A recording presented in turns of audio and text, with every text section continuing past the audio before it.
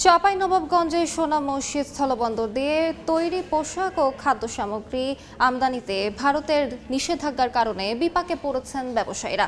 বিস্তারিত জানাতে সেখানে আছেন রিপোর্টার জাহাঙ্গীর আলম। সরাসরি যাচ্ছি তার কাছে।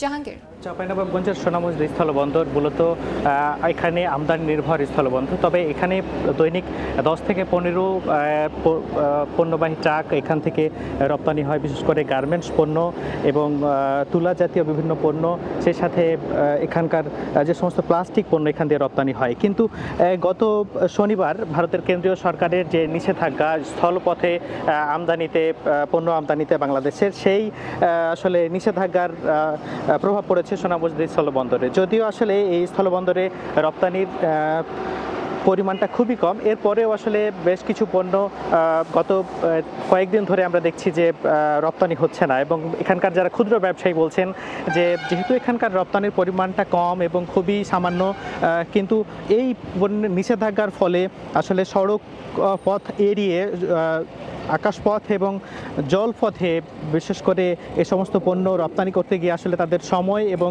খরচ দুটোই বাড়বে, যার কারণে আসলে রপ্তানি কার্যক্রমে তাদের বিপাকে পড়তে হয়েছে। এবং এখানকার ব্যবসায়ীরা বলছেন যে দ্রুত যাতে এই সমস্যার সমাধান হয়, এজন্য সরকারের দুই দেশের সরকারের সাথে আসলে আলোচনা করে এর সমাধান প্রয়োজন।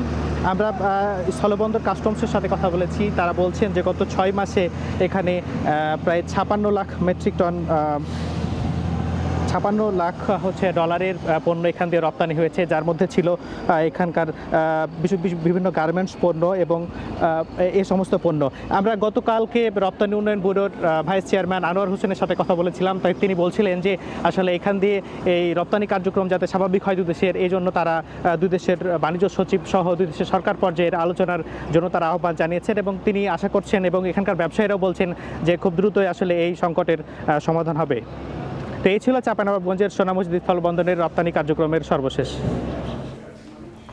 সরাসরি যুক্ত ছিলাম চাঁপাইনবাবগঞ্জে।